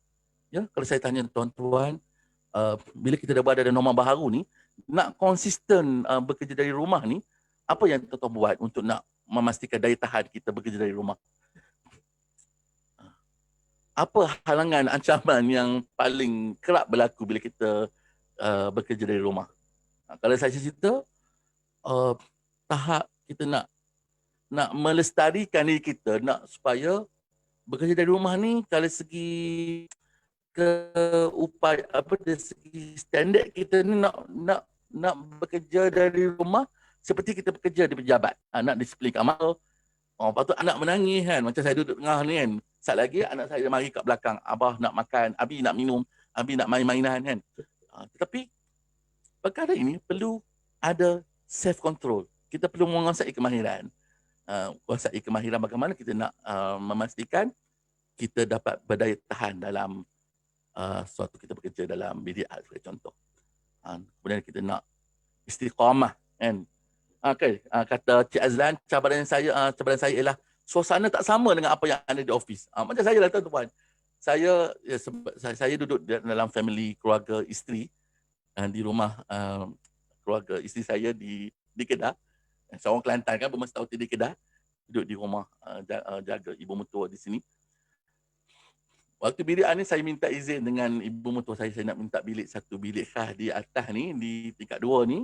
Yang ni saya nak transformkan kawasan ni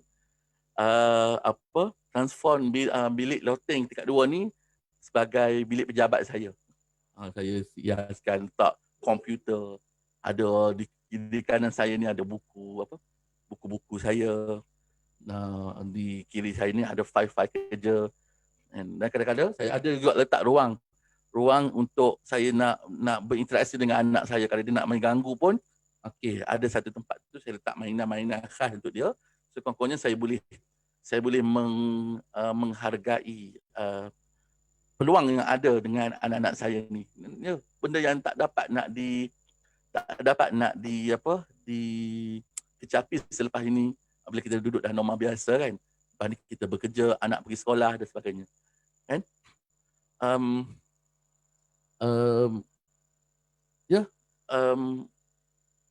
Dalam norma baharu ni juga, kadang-kadang saya sendiri pun rasa macam dah bertukar profession saya dengan isteri saya. Isteri saya seorang nurse di Hospital Seberang Jaya di bahagian kecemasan.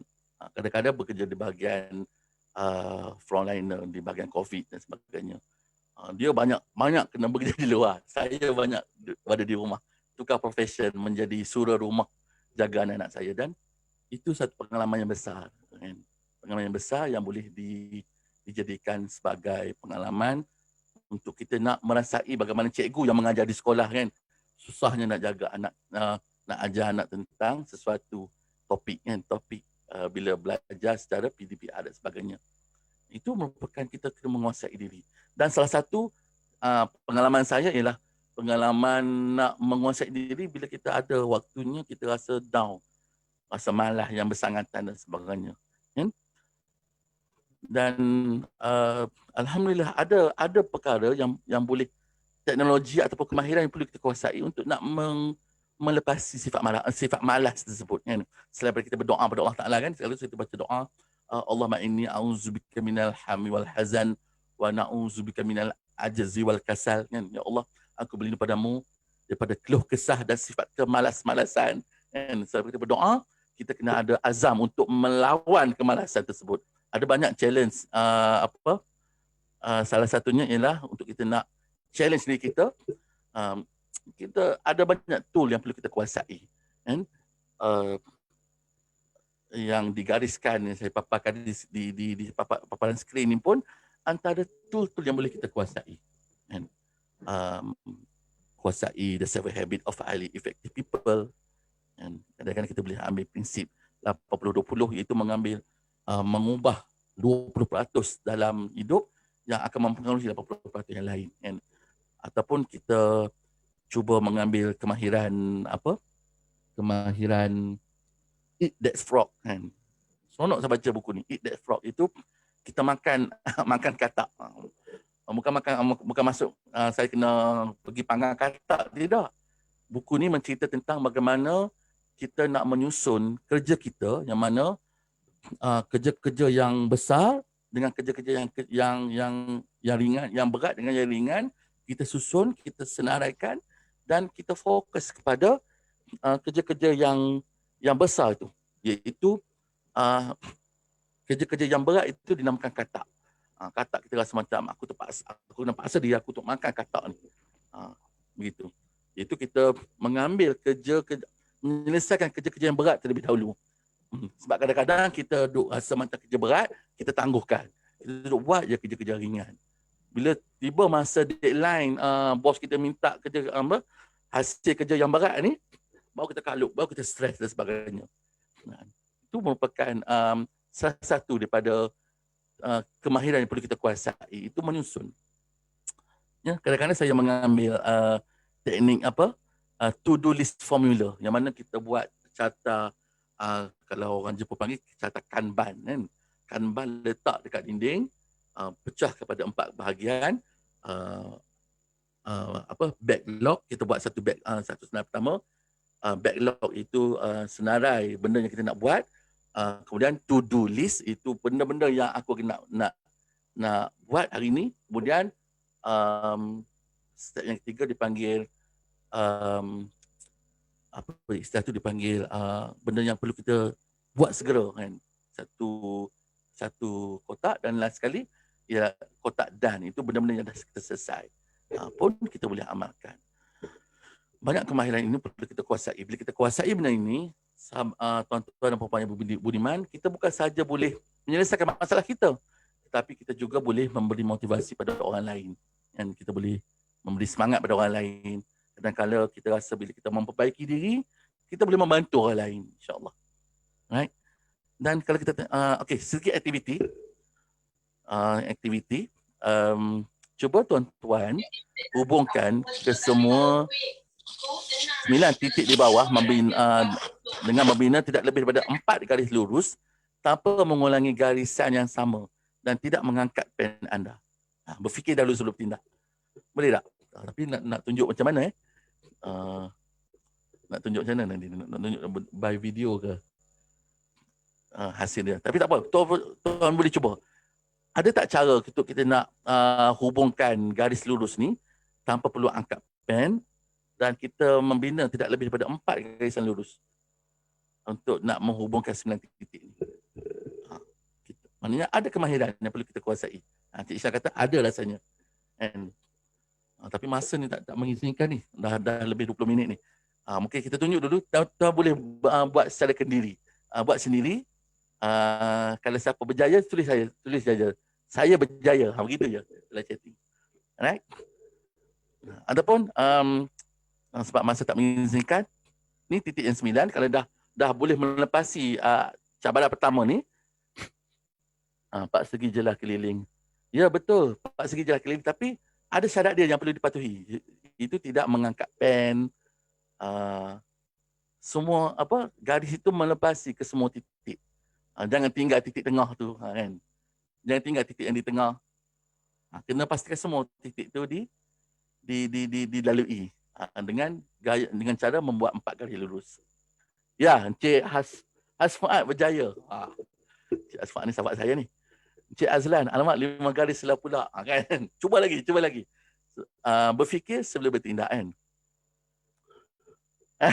Okey, saya Yusri ya, sahabat saya macam pernah tengok je ni. Ya, kita pernah buat dulu kan. Cik Isyam berjaya. Tengok, orang yang ada kemahiran dia boleh menyelesaikan masalah. Kan? Siapa yang dah berjaya, kita masuk pada yang seterusnya. Ni, 16 titik pula. Dengan membina tidak lebih daripada 6 garisan lurus tanpa mengulangi garisan yang sama dan tidak mengangkat pen anda. Berfikir dulu sebelum bertindak. Ya. Cuba. 5 saat, 10 saat. Okey. 5, 4, 3, 2, 1. Siapa ada tak yang berjaya? Siapa berjaya sila tulis di ruangan chatting. Ya, boleh ada lagi ya. Okey. Tapi sebab masa tak mengizinkan, kita ada nak mengejar dua daya lagi. 2 daya lagi dan apa nama saya kata soalan kebat ni ya. Kita sekarang ni kita perlu ada satu latihan yang kita panggil critical thinking, kan. Alhamdulillah, Asma ni memang dia memang orang yang memang berstrategi sebenarnya.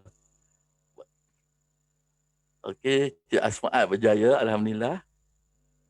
Ada lagi tak? Sebelum saya nak tunjuk skema dia. Syarat dia jangan lebih daripada 6 garis lurus dan tak mengangkat pen. Alhamdulillah tak berjaya, tak apa. Tak berjaya, kita berpegang pada prinsip apa, berjaya itu tidak dilihat kepada tidak dilihat kepada hasil, tapi dilihat pada usaha kita. Kan? Sebab kata keluarkan garisan lebih daripada titik. Ya. Tanpa buang masa saya, okey, mari kita tengok skema terus sebab masa tak mengizinkan. Okey, jawapan titik 9 kan. Kata Cik Asfak kata keluarkan garis lebih pada titik.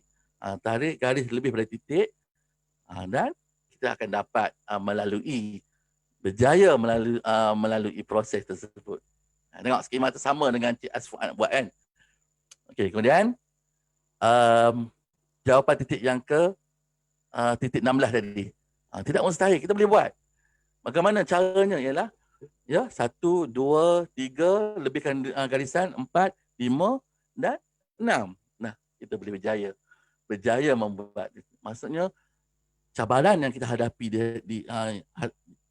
cabaran yang kita hadapi, kita boleh laluinya dengan menguasai kemahiran untuk kita nak release daripada cabaran masalah tersebut. Masalah ada jalan keluar dia.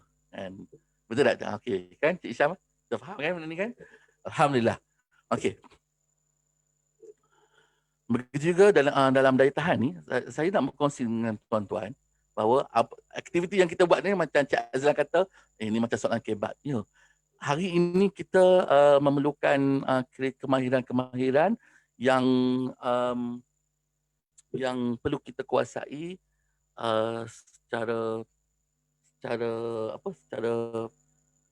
betul-betul perlu dikuasai. Kita tengok kan, ini antara 15 skill yang terkini dari segi kemahiran yang diunjurkan berkenaan dengan survey kemahiran dalam bekerja dalam tempoh 5 tahun ke depan. Dalam tahun 2015, yang mana laporan ini diterbitkan pada Oktober 2020 yang lalu yang memaparkan data survei kemahiran diperlukan dalam 5 tahun mendatang. Rujukan Future of Job 2020 pada 2015 memaparkan kemahiran yang diunjurkan yang dibayangkan 5 tahun akan datang, benda ni yang perlu dikuasai. Ternyata selepas kita melepasi tahun 2020, kita dapat melihat unjuran yang dibuat banyak yang tepat dan menjadikan kita berasa bahawa pentingnya untuk segera bangun dan respon kepada perubahan. Kita kena kuasai kemahiran-kemahiran ini. Sebab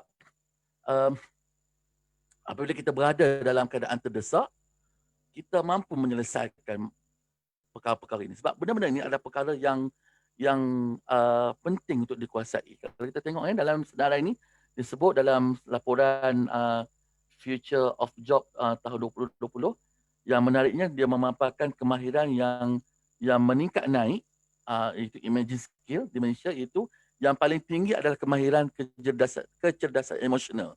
Kemudian diikuti dengan kemahiran pemikiran kreatif, originality dan berinisiatif sebagai tempat yang kedua. Kemudian kemahiran berfikiran analitikal dan berinovasi sebagai tempat yang ketiga. Kemudian dari aspek keperluan kemahiran yang berkembang sehingga dijangkakan pada tahun 2025, kemungkinan 2 teratas adalah kemahiran terkait dengan kognitif. Itu kemahiran beranalisis dan kemahiran kritikal serta kemahiran menyelesaikan masalah, itu problem solving.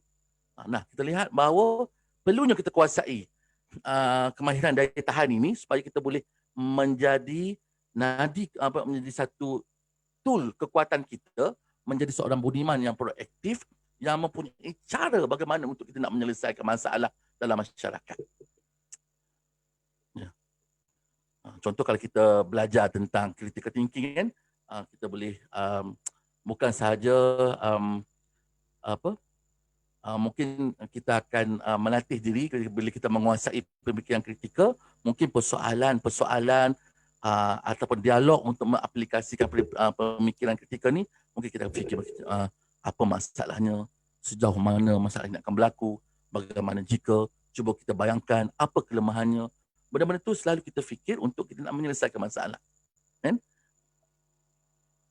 Dan dalam gambar ini menunjukkan bagaimana kita langkah demi langkah untuk melalui proses critical thinking, understanding the problem, kemudian kita explore boundaries, maksudnya kita melihat sempadan kiri dan kanan dan sebagainya. Kita melihat dari segi perspektif yang lebih luas. Kita bukan sahaja boleh identify kelemahan, tapi kita boleh justify a solution, itu penyelesaian. Critical thinking ini mengajar kita daripada limitasi ilmu atau kemahiran penyelesaian masalah kepada kita boleh mengambil tindakan reflect terhadap perkara-perkara alternatif untuk penyelesaian masalah. Ya. Ini adalah perkara yang perlu kita kuasai, dan dalam diri kita pun kita kena ada self controlling, iaitu jihad hawa nafsu, menahan diri daripada melakukan perkara negatif dan mazmumah. Istiqamah, itu konsisten memelihara hati kita. Sentiasa ingat di hati kita, aku ada kebaikan dan aku ada keinginan untuk mengubah orang lain dan memelihara keseimbangan fitrah. Cik Fatah sudah bagi amalan dah 5 minit lagi sudah habiskan. Okey, saya cuba Cik Fatah, insya-Allah.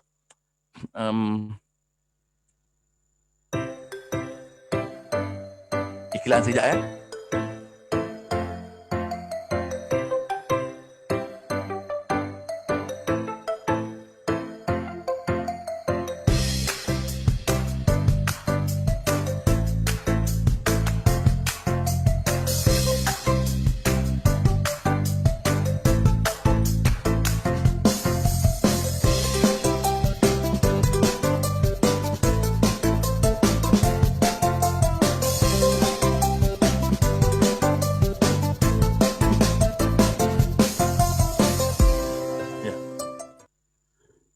Tuan-tuan yang saya kasih sekalian, tuan-tuan perempuan yang budiman, ada 5 minit masa kejederaan yang diberi oleh Cik Fatah. Kalau mungkin kalau saya tak dapat mengatasi 5 minit ni, mungkin saya boleh melayu lagi. Tapi sikit lagi saja Cik Fatah, insya-Allah saya cuba selesaikan tanggungjawab saya ini sebagai perkongsian untuk hari ini, iaitu tadi kita berbicara tentang 5 budaya budiman proaktif yang mana kita nak membina kognitif individu, daya saring, daya pimpin dan daya tahan. Kemudian kita akan masuk daya keempat, itu daya saing, iaitu macam video tadi. Salah satu kita nak mengekalkan prestasi kita dalam bekerja secara BDA ni, sebenarnya kita boleh waktu tengah BDA ni kita kena kontak kawan-kawan kita yang berada di rumah masing-masing kan, kontak, tanya khabar, bertanya tentang kerja dan sebagainya. Membolehkan kita rasa kebersamaan tu. Yang itu dinamakan perkara yang keempat, itu daya saing. Daya saing itu bagaimana? Iaitu kita kena sentiasa memberi, ada dalam diri kita itu budaya memberi. Kemudian kita kena ada budaya win-win situation. Dan ketiga, kita ada sinergi, itu creative cooperation. Itu 3 komponen utama untuk daya saing. Itu mungkin kalau kita kata boleh memberi ni, erti hidup dalam memberi ni kita kata mungkin sekadar derma saja. Tapi rakan-rakan sekalian, tuan-tuan, perempuan yang budiman, kita boleh memberi dalam pelbagai perspektif. Kan? Pelbagai perspektif. Kan?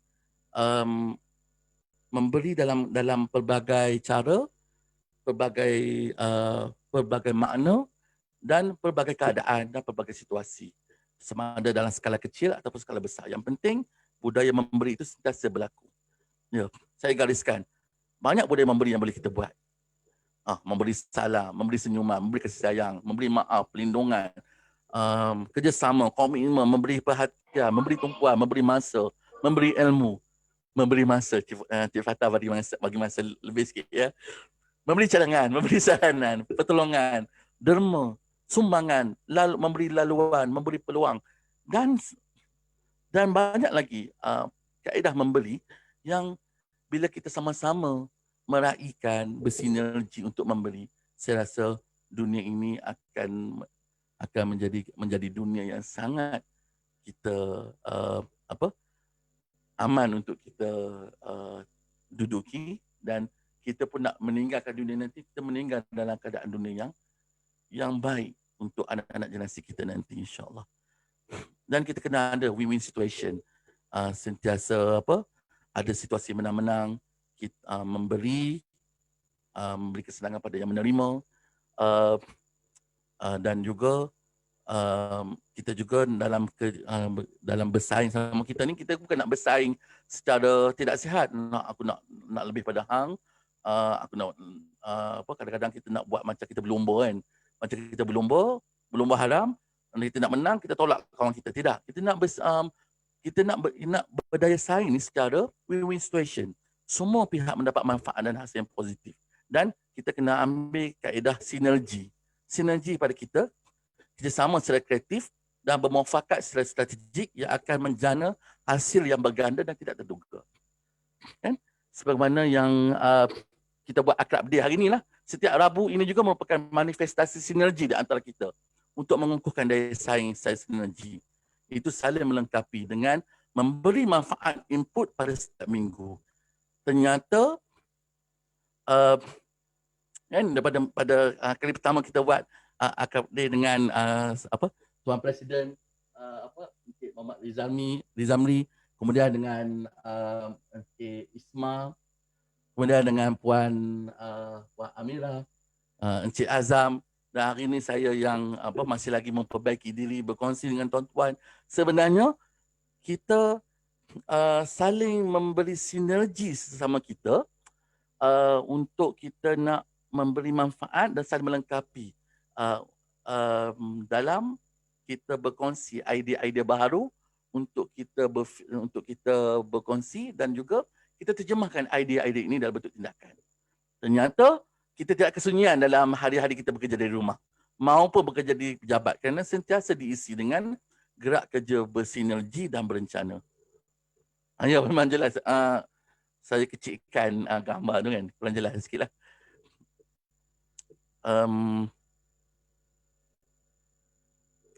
Dan kita masuk pada yang terakhir, daya juang. Daya juang itu kita perlu ada langkah bersepadu, total action, membina jaringan global sesama kita, itu kita saling melengkapi dan kita meningkatkan komitmen dan pengorbanan. Ya, bagaimana daya juang itu? Kita bertindak melalui kesempurnaan usaha dalam melengkapi syarat kejayaan, kekuatan dan keupayaan untuk melangkah secara bersepadu, secara bersinergi dengan secara berimpak tinggi.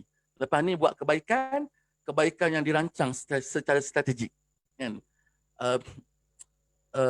Kita membina jaringan strategik dalam meningkatkan usaha dan juga komitmen dan pengorbanan dalam perjuangan kita sebagai komuniti, sinergi seorang budiman proaktif yang sentiasa berfikir dan bertindak untuk melakukan perubahan dalam masyarakat ke arah yang lebih positif. Ada satu video terakhir kot ni, insyaAllah. Saya cuba percepatkan. Kita tengok situasi macam mana Khairul Anwar Muhammad daripada pemanah Medieval Malaysia berlawan dengan Pila daripada Colombia kan. Kita tengok macam mana. Kalau tuan-tuan tengok kaedah memanah pemanah ini, apa yang persiapan yang dia buat? Apa persiapan yang dia lakukan? 7 kali ini. Apakah hasil dari Andre Pia? Persiapan yang pertama apa dia? Kata Cik Rizamli, mental. Itu back to the basic. Dia persiapkan mental dia. Itu membuat daya saring. Daya saring dia, memperbetulkan mindset dia. Itu yang pertama. Kedua, apa persiapan yang kedua? Betul, fokus. Fokus dari segi fokus itu dari segi daya saring itu tadi. Mindset dia, target dia nak capai. Tenangkan fikiran. Okey, tenangkan fikiran. Konsisten. Okey, konsisten itu adalah daya pimpin. Macam mana dia cuba konsisten dalam diri dia? Konsisten dalam diri dia untuk cuba bersikap fokus, cuba konsisten, cuba untuk konsisten dan sebagainya, tidak lemah, cuba tunjukkan semangat, tunjukkan kekentalan dia. Itu adalah daya pimpin. Ketiga, daya tahan.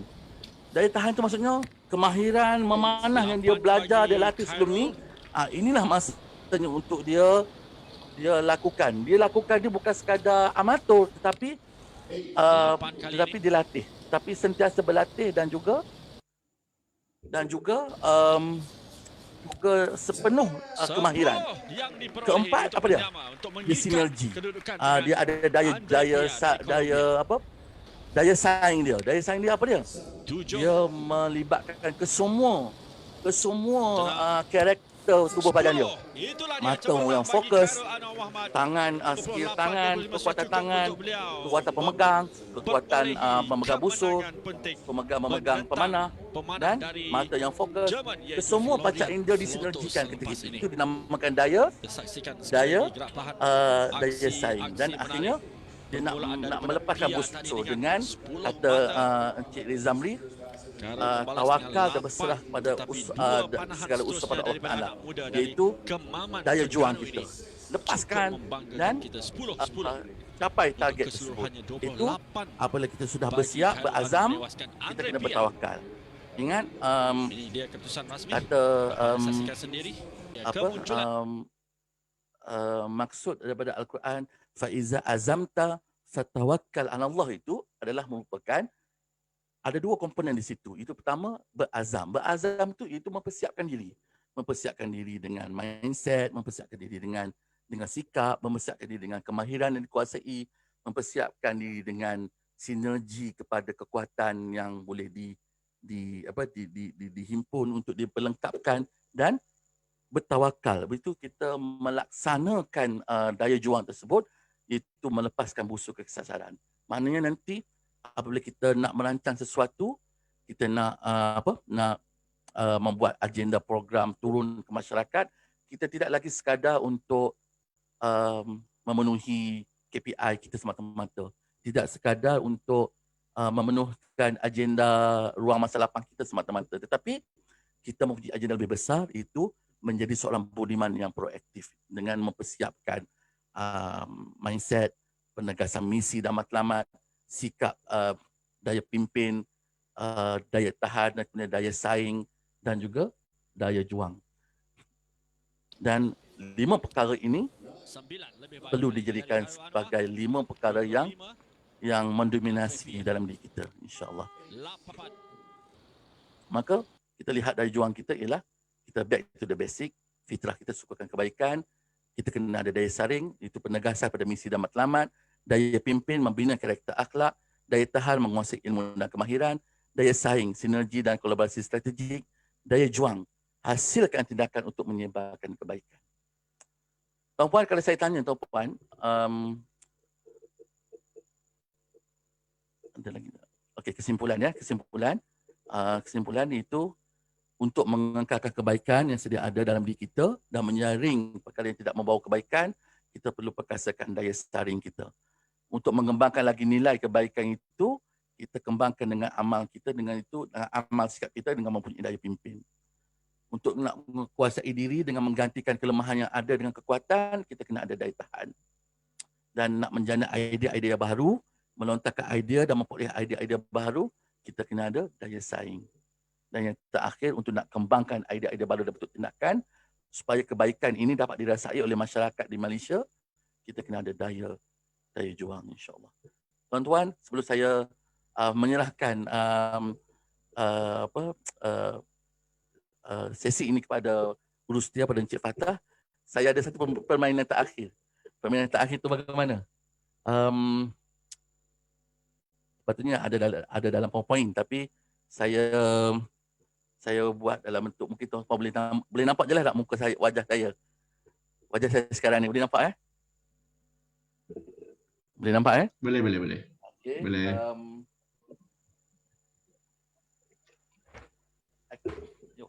Aktiviti ini berkaitan dengan, saya nak berkenaan dengan pertanyaan akhir saya pada tuan-puan. Kalau kita diberi idea apa yang paling sempurna yang terbaik. Contoh saya bagi satu contoh. Okey, ni ada satu tapak ni. Saya letak satu botol gam di tengah-tengah. Alright. Aktivitinya ialah Cuba tuan-tuan bagi idea bagaimana untuk menjatuhkan botol ni. Cuba bagi idea, tulis di ruangan chatting. Tolak. Okey, kalau Encik Rizamli kata tolak. Idea lain? Idea lain? Kita perlukan sinergi ni, tuan-tuan. Tuan-tuan, puan-puan yang budiman, hembus dengan kuat. Okey. Hembus dengan kuat nanti. Okey. Hembus dengan kuat. Okey. Lagi? Ketiga, kita perlukan sinergi. Kita perlukan idea. Terbalikkan je tapaknya tu. Kata Puan Lydia. Gerakkan tapak. Pusingkan bekas yang dipegang. Pusingkan bekas yang dipegang. Saya dah pusing ni. Pusingkan bekas yang dipegang. Dan kemudian, apa lagi? Idea dia. Untuk kenapa jatuh. Okey, untuk kenapa jatuhkan itu subjektif. Tapi macam kita nak memanah lah. Kenapa kita nak memanah untuk siapa target kan? Ini persoalan saya. Kita kembali pada persoalan ini. Mission kita nak menjatuhkan botol ini. Cuba bagikan idea terbaik. Cik Isha kata terbalikkan. Kemudian tutup mata. Tutup mata tu. Tutup mata dah jatuh ke tu. Macam terbaik juga tu. Okey, jentik. Puan Lydia kata. Sentap tangan ke belakang dengan kuat. Hebat. Kemudian, angkat botol dan jatuhkan dia. Okey. Last. Okey, mungkin kita minta dua idea last. Bersin dengan kuat. Terbalikkan, jatuhkan aja. Sengitkan tapak. Goyangkan. Ni saya duduk dengan goyangkan ni, tengok dia bergoyang ni. Okey. Itu adalah idea.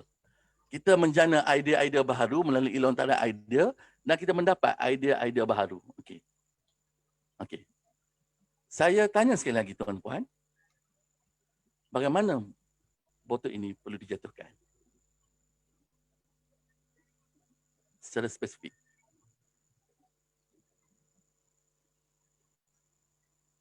Ulang. Ulang. Terbalikkan. Okey. Sekarang ni sesi kedua ni. Ini sesi kedua. Sesi kedua, kita nak tindakan. Bagaimana nak menjatuhkan botol ni?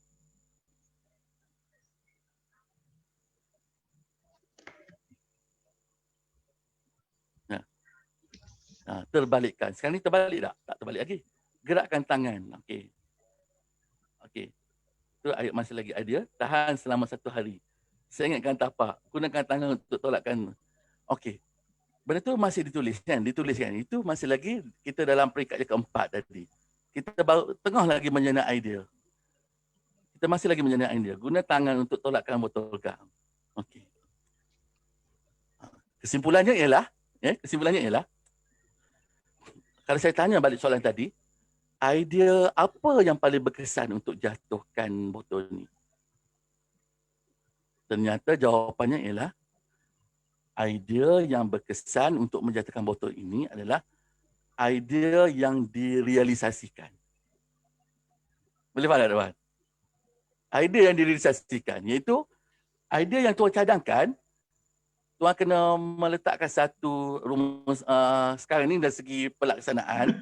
Tuan-tuan tak boleh nak hembus, tuan-tuan dari sana tak boleh nak tolak, tuan-tuan tak boleh nak bersinkan dia.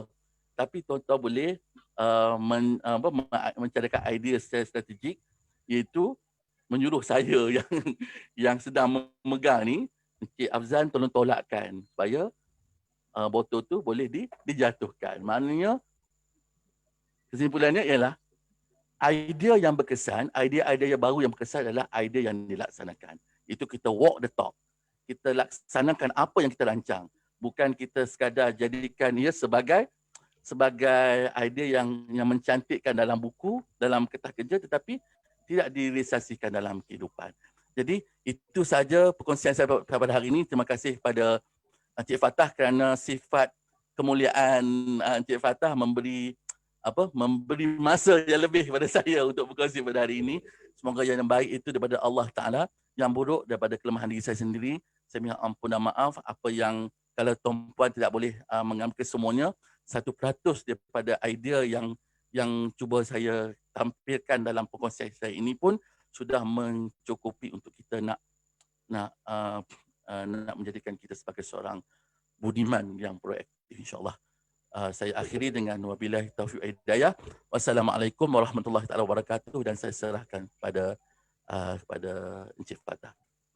Okey, waalaikumsalam warahmatullahi wabarakatuh. Terima kasih Encik Afzan atas perkongsian yang cukup menarik. Hampir 2 jam kita bersiaran langsung terus menerus tadi. So saya rasa itu sajalah untuk perkongsian pada kali ini, dan saya tak berhasrat untuk nak buka soalan pada peserta kerana kita telah melampaui masa yang telah diperuntukkan. So terima kasih kepada semua. Mohon tuan-tuan untuk mengisi borang penilaian untuk memperolehi CJ penyertaan. Seperti mana biasa, kalau kata tuan-tuan tak dapat CJ, sila maklum pada saya lah. Sila reply email pada saya, kita akan proses kemudian. Itu saja daripada saya rasa. Tapi sebelum kita bersurai, tuan-tuan boleh on kamera, mungkin kita boleh ambil gambar sebagai kenangan berkursus di zaman COVID ni, kan? Mungkin kita dah tak lama lah kot, saya ingat bulan Mac kita dah back to normal lah kot. Okey, tuan-tuan boleh on kamera yang mana ada kamera lah. Yang tak ada kamera, say hi sajalah. Nak buat macam mana. So, terima kasih Cik Afzal sekali lagi atas perkongsian yang menarik. Dan sehingga kita punya Zoom ni limit 100 orang penuh lah. Kekal hingga ke akhir. Okey, so saya ambil gambar. 1, 2, 3. Senyum. Okey, satu lagi. Kejap, sebab kita ada 4 page ni, bagi ruang pada sahabat-sahabat kita yang lain. Okey tuan-tuan, itu saja daripada saya, dan insyaAllah kita akan jumpa lagi pada minggu hadapan dengan tajuk-tajuk yang lain, dan kita akan maklumkan daripada semasa ke semasa lah, tajuk dan juga penceramah jemputan yang kita akan umumkan daripada semasa ke semasa. Okey, setakat itu saja daripada saya. Wabillahi taufiq wal hidayah. Assalamualaikum warahmatullahi wabarakatuh. So jumpa lagi next siri. Bye. Terima kasih.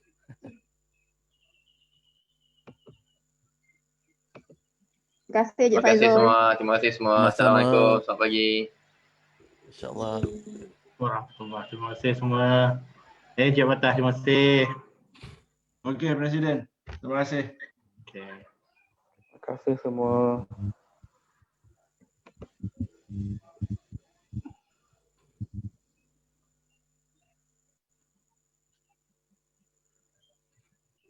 Okey, Cik Fatah. Terima kasih banyak Cik Fatah. Okey, mesti Cik Afzal boleh letak email kot sekiranya ada persoalan mereka nak tanya. So Email? mereka boleh email kat chatbox tu, boleh letak email kat situ, kat chatbox. Mungkin ada rakan-rakan kita yang ingin bertanya, so mungkin boleh tanya secara personal sebelah ni lah. Baik, insyaAllah. Kalau kita boleh nak bersinergi nanti, saya pun ada kongsi Facebook saya kot.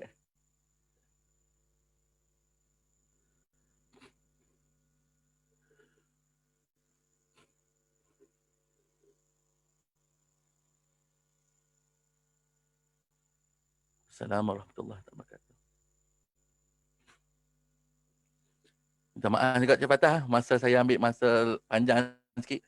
Tu duduk risau dah semalam tu. Okey. Biasalah tu perkongsian yang menarik, so banyak benda yang kita nak kongsi. Kena kongsi kan.